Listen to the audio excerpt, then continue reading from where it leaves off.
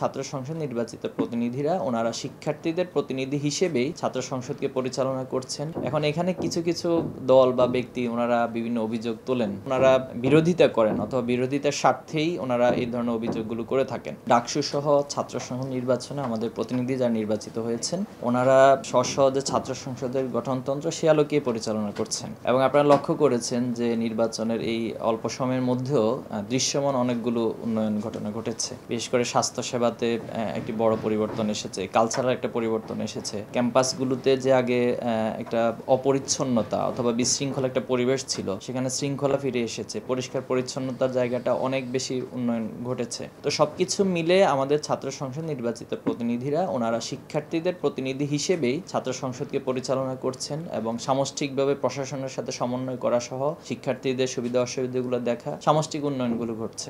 এখন এখানে কিছু কিছু দল বা ব্যক্তি ওনারা বিভিন্ন অভিযোগ তোলেন, তো স্বাভাবিকভাবে যেহেতু ওনারা বিরোধিতা করেন অথবা বিরোধিতার স্বার্থেই ওনারা এই ধরনের অভিযোগগুলো করে থাকেন। আরেকটি প্রসঙ্গ নিয়ে এসেছেন যে ছাত্র সংসদে যারা নির্বাচিত অথবা ছাত্র শিবিরের পক্ষ থেকে বিভিন্ন রাজনৈতিক সমাবেশে ওনারা অংশগ্রহণ করছেন।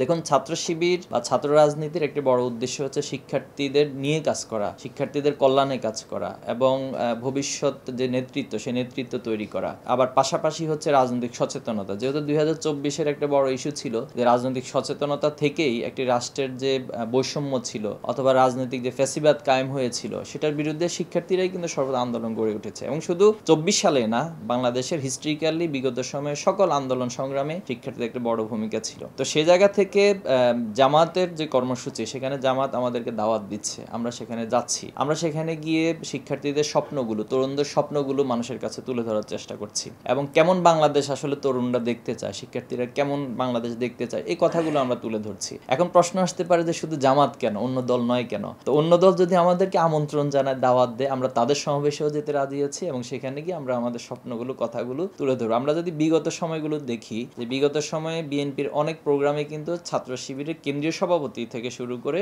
রোড লেভেলের অনেকে উপস্থিত ছিলেন, অনেকে বক্তব্য দিয়েছেন এবং বেগম জিয়ার পাশে দাঁড়িয়ে আমাদের অনেক কেন্দ্রীয় সভাপতির বক্তব্য এখনো পর্যন্ত আর্কাইভে আমাদের কাছে আছে। এরপরে হেফাজতের যে আন্দোলন ছিল, সেখানেও আমরা ছাত্র শিবিরের পক্ষ থেকে সর্বাত্মক মাঠে এবং সব জায়গায় ছিলাম। এবং 8 দলের যে প্রোগ্রামটা হচ্ছে এখন সমসাময়িক বা সম্ভাবনা যে 8টি দল, ইসলামিক দল, তাদের সমাবেশগুলোতে আমাদেরকে ইনভাইট করছে, আমরা যাচ্ছি। আমাদের মূল কথা হচ্ছে যে রাজনৈতিক সচেতনতার জায়গা থেকে ছাত্র শিবির বাংলাদেশকে নিয়ে কি স্বপ্ন দেখে, এটা একটা কালচার, অর্থাৎ যে ডিভিশনের রাজনীতি হয়ে আসছে, এটাকে ভেঙে দিয়ে একটি বিভাজন মুক্ত ঐক্যবদ্ধ বাংলাদেশ বা একটি সংস্কৃতি তৈরি হোক এবং সেখানে যে কেউ তার বক্তব্যগুলো তুলে ধরবে, সে সুযোগ সকল রাজনৈতিক দল করে দিবে। আমরা এমন একটি কালচার মূলত চাই।